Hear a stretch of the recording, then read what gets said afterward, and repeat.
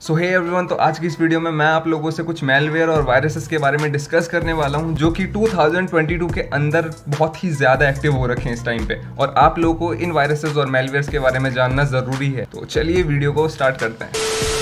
तो अब बात करते हैं क्लॉप रैंसमवेयर की। क्लॉप रैंसमवेयर एक मेलवेयर कैटेगरी का रैंसमवेयर है जो कि क्या करता है, आपकी फाइल्स को इनक्रिप्ट कर देता है। मीन्स कि आपके कुछ ऐसे डॉक्यूमेंट्स जो कि बहुत ही ज़्यादा कॉन्फिडेंशियल होंगे या फिर बहुत ही ज़्यादा सेंसिटिव या इन्फॉर्मेटिव होंगे, जो कि आपने जिस डॉक्यूमेंट्स का बैकअप नहीं बनाया होगा और वही इकलौते डॉक्यूमेंट्स आपके बहुत ही ज़्यादा इंपॉर्टेंट है। तो होता क्या है क्लॉप रैंसमवेयर से कि इस रैंसमवेयर की हेल्प से क्या होता है कि आपके उस फाइल में या फिर उस फोल्डर में लॉक लगा दिया जाता है। अगर कोई हैकर इस रैंसमवेयर के थ्रू कोई आपकी फाइल पे लॉक लगा दे तो उसके बाद क्या करता है, हैकर आपसे डिमांड करता है पैसों की कि आप उसको इतना पे करोगे, उसके बाद आपकी जो ये इन्फॉर्मेटिव फाइल है उसका वो लॉक ओपन करेगा। मीन्स कि वो आपकी फाइल को कोई लीक नहीं करेगा या आपकी फाइल को चोरी नहीं करेगा, कुछ नहीं करेगा। वो जस्ट क्या करेगा, आपके सिस्टम में घुस करके आपकी फाइल के अंदर एक लॉक लगा देगा और उसको खोलने के लिए आपको उसे पैसे देने पड़ेंगे। और ये ज़्यादातर ये जो अटैक परफॉर्म किए जाते हैं ये ज़्यादातर होते हैं विंडो यूजर्स के साथ।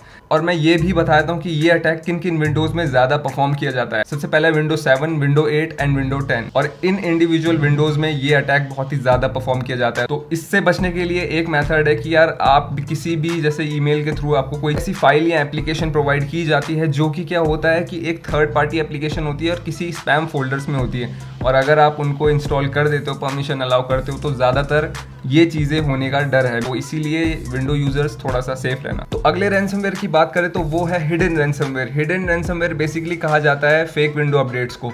कि मीन्स इसमें होता क्या है कि हैकर्स के थ्रू आपको एक फेक विंडो अपडेट्स का ईमेल दिया जाता है। मीन्स कि उसमें ये रहता है कि आपको अपनी विंडो को फ्रीक्वेंटली अपडेट करना होगा, वरना क्या होगा कि आपका जो ओएस होगा वो अगर आउटडेटेड रहा तो आपकी काफ़ी ज़्यादा फाइल्स को नुकसान पहुंच सकता है। मीन्स कि आप लोग भी देखते हो कि हाँ यार, इसने मेरी जो आईपी है वो सारी की सारी सही बता रखी है। मीन्स कि इसमें कोई गड़बड़ नहीं दिखा रखी है, मेरी आईपी प्रॉपरली यही है जो इसमें शो हो रही है इस ईमेल पे, तो शायद से मेरी विंडोज़ के लिए अपडेट आया हो। आप लोग ऐसा सोचोगे और होगा क्या, आप लोग उस लिंक या उस वेबसाइट के यूआरएल पे क्लिक करके एक ऐसे इंटरफेस पे पहुंच जाओगे जिसमें कि आपकी विंडो अपडेट होते हुए दिखा देगा, लेकिन बेसिकली हो क्या रहा होगा, वो अपडेट की जगह कुछ ऐसे मैलिशियस रैंसमवेयर डाउनलोड हो रहे होंगे जो कि क्या करेंगे, आपकी विंडोज के अंदर जितनी भी आपकी पर्सनल डिटेल्स होंगी वो सारी की सारी लीक होने के चांसेस होते हैं। होता क्या है कि जैसे ही हैकर को इस चीज का एक्सेस मिल जाता है तो वो आपसे फिर से पैसों की डिमांड करने लग जाता है और आप उसे पैसे देते हो। होता क्या है कि आपकी डिटेल्स जो है वो डार्क मार्केट में बिकनी शुरू हो जाती हैं और आपको जस्ट इतना कह देता है कि ठीक है, मैंने आपकी डिटेल्स को अपने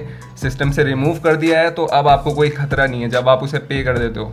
तो लेकिन बेसिकली आपको खतरा फिर भी होता है। तो इसीलिए इस चीज़ से बचने के लिए आपको क्या करना है, इन फेक विंडो अपडेट्स का सहारा नहीं लेना है। आपको ऑफिशियली अगर विंडो अपडेट करनी होगी तो आप विंडोज़ की ऑफिशियल साइट पे जाओ, वहाँ से विंडो अपडेट करो। आपको अगर ईमेल्स के थ्रू या मैसेजेस के थ्रू अगर आपको विंडो अपडेट्स का ऑप्शन आ रहा है ऐसा, या सिस्टम ओएस का ऑप्शन आ रहा है कि अपडेट करो अपने डिवाइसेस या सिस्टम को, तो प्लीज़ मत करना, क्योंकि वो सारा का सारा हिसाब किताब फेक होता है। तो इसीलिए अवेयर है ना। तो अब बात करते हैं ZS गेम ओवर के बारे में। ये बेसिकली एक ट्रोजन है। मीन्स कि ये क्या करता है, ये अटैक करता है सर्वर्स पे। मीन्स कि जैसे कोई कंपनी है, किसी कंपनी के एक सर्वर पे अटैक कर दिया और वहाँ से उस कंपनी के अंदर, उस सर्वर के अंदर जितने भी यूजर्स के बैंक अकाउंट या डिटेल्स हैं, वहाँ से क्या करता है, ये एक ऑथराइजेशन ले लेता है जिससे कि वो सारी की सारी डिटेल्स लीक हो जाती है। मीन्स कि होता क्या है कि उस सर्वर के अंदर के यूजर्स की बैंक डिटेल्स निकालने के बाद, या सारी की सारी डिटेल्स निकालने के बाद, ये उस सर्वर को एक प्राइवेट सर्वर की जगह इंडिपेंडेंट सर्वर क्रिएट कर देता है। मीन्स कि होता क्या है कि इंडिपेंडेंट सर्वर क्रिएट करना मीन्स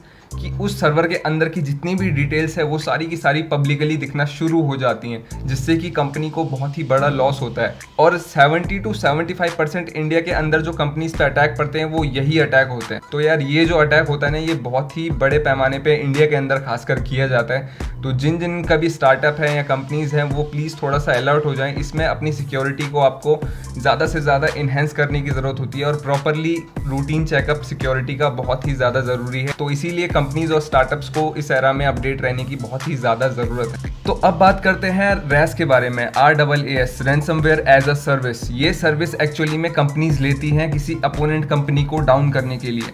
मीन्स कि होता क्या है कि जैसे दो टेक कंपनीज हैं, वो एक ही लेवल पे स्टैंड कर रही हैं, तो होगा क्या कि एक कंपनी अगर किसी दूसरी कंपनी को गिराना चाहेगी बाय ऑनलाइन अटैकिंग मेथड्स के, तो वो क्या करेगी, किसी हैकर से रैंसमवेयर सर्विसेज लेगी उसके सर्वर्स को क्रैश करने के लिए, उसके डेटा को लीक करने के लिए। मीन्स मीन्स होगा क्या कि जब उसकी ऑनलाइन सिक्योरिटीज़ डाउन होने लग जाएंगी तो वो कंपनी भी ऑटोमेटिकली डाउन हो जाएंगी। तो इससे फ़ायदा कंपनीज़ को मिलता है कि अगली कंपनी को डाउन कर दो और क्या है कि अपने आप हमारी ग्रोथ हो जाएगी उसके बाद। तो ये सोच करके क्या होता है कि कंपनीज़ ऐसे हैकर्स को हायर करती हैं, पर ज़्यादातर मैं आपको बताऊं ये इंडिया में बहुत ही ज़्यादा लेवल पे परफॉर्म किया जाता है। होता क्या है कि अगर मान के चलो कि 100% भी अगर कोई कंपनी जैसे सर्विसेज ले रही है ना, तो उसमें से क्या होता है कि ये सिर्फ 20 या 25% कंपनीज ही सक्सेस हो पाती है किसी अगले पे अटैक करने पे। आप लोग भी सोच रहे होंगे कि जब 100% अगर कंपनीज इन सर्विसेज को ले रही हैं तो 20 to 25% companies he successfully in services को कैसे ले पा रही हैं। अब होता क्या है कि हर कोई हैकर जो ये सर्विसेज दे रहा होगा वो हैकर जेन्युइन हैकर तो होगा नहीं, ठीक है। अगर आप गलत काम किसी से करवा रहे हो तो क्या पता वो आप पे ही भारी पड़ जाए। तो वही होता है कि इन रैंसमवेयर की सर्विसेज को लेने के बाद क्या होता है कि कभी कभी अपने ही डेटा को कंपनी खो देती है। जो कंपनी सर्विसेज को लेती है वही कंपनी अपना डेटा खो देती है। अगर हैकर को ऐसा लगता है कि मेरे को पे किया जा रहा है लेकिन इससे ज़्यादा मैं कमा सकता हूँ इस कंपनी के डेटा को लीक करके, तो वो क्या करेगा, उस कंपनी के कॉन्फिडेंशियल डेटा को, उसके बैंकिंग डिटेल्स को, उसके यूज़र्स, सर्वर्स वगैरह सब चीज़ की डिटेल्स को लीक करके उससे ज़्यादा पैसे कमा देगा जितना वो कंपनी उसको पे कर रही थी उस रैंसमवेयर सर्विस के थ्रू। तो वही है कि यार कंपनीज काफ़ी बार किसी और पे अटैक करने के चक्कर में खुद ही इन चीज़ों में फंस जाती है। तो अगर कोई स्टार्टअप्स ऐसा करने की सोच रहे हो ना तो मत लेना ऐसी सर्विसेज। कहीं ऐसा है कि दूसरे को गिराने के चक्कर में खुद ही ना गिर जाओ। तो इस चीज़ पे थोड़ा सा ध्यान रखना, थोड़ा सा सेफ रहना। तो अब बात करते हैं न्यूज़ मेलवेयर अटैक के बारे में। बेसिकली न्यूज़ मेलवेयर अटैक ऐसे अटैक्स होते हैं कि जिसमें होता क्या है कि यूज़र्स को कुछ ऐसी इन्फॉर्मेशन या न्यूज़ ऐसी प्रोवाइड की जाती है उनके ईमेल्स पे कि मतलब आधी न्यूज़ उनको पढ़ा देंगे वहाँ पे। उसके बाद क्या करेंगे कि उस न्यूज़ को आपको पूरा देखने के लिए, मीन्स कि वो न्यूज़ इतनी ज़्यादा इंटरेस्टिंग बना के दिखाते हैं वो कि उस न्यूज़ को अगर आपको पूरा देखना है तो आप क्या करोगे, इस एप्लीकेशन को डाउनलोड कर लो या तो फिर इस लिंक पे क्लिक कर दो। तो आप जैसे उस लिंक पे क्लिक करोगे तो होगा क्या कि वो लिंक पे क्लिक करके आप डायरेक्ट हैक नहीं होगे या फिर कोई ऐसा नहीं होगा आपका डेटा लीक हो जाएगा, ऐसा कुछ नहीं होगा। उस लिंक पे क्लिक करने के बाद होगा क्या कि आपको एक ऐसे इंटरफेस पे ले जाया जाएगा जहाँ पे कि आपको लॉगिन करनी पड़ेगी अपनी डिटेल्स, ठीक है।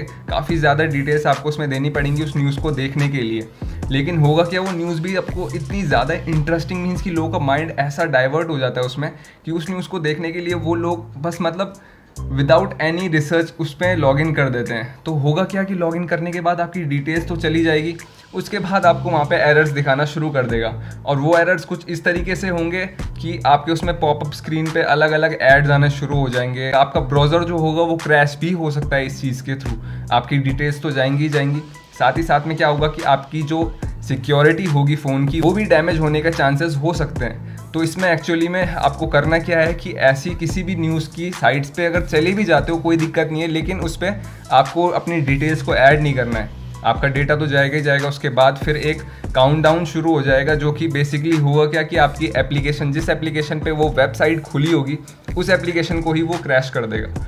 तो इसीलिए इस रैंसमवेयर से थोड़ा सा अलर्ट रहना और सेफ रहना। तो अब बात करते हैं IoT डिवाइस अटैक्स के बारे में। बेसिकली होता क्या है कि आप लोगों को पता है यार कि IoT device, internet of things, इतनी ज़्यादा अमाउंट में फ्रीक्वेंटली मल्टीप्लाई हो रही है। मीन्स कि कितने ज़्यादा IoT डिवाइसेस बन रहे हैं, जैसे कि स्मार्ट स्पीकर्स हो गए आपके, ठीक है, वॉचेस हो गई, काफ़ी ऐसी चीज़ें बन चुकी हैं, ऐसी स्मार्ट चीज़ें जो कि डे बाय डे इंक्रीज़ हो रही हैं। इसका ratio day by day increase हो रहा है इंडिया के अंदर। तो होता क्या है कि काफ़ी लोगों के क्या होता है, स्मार्ट होम्स होते हैं जिसमें कि मतलब होम अप्लायंसेज ऐसे लगाए जाते हैं। स्मार्ट स्पीकर्स हो गए, स्मार्ट बल्ब्स हो गए या स्मार्ट आपके डोर लॉक्स हो गए।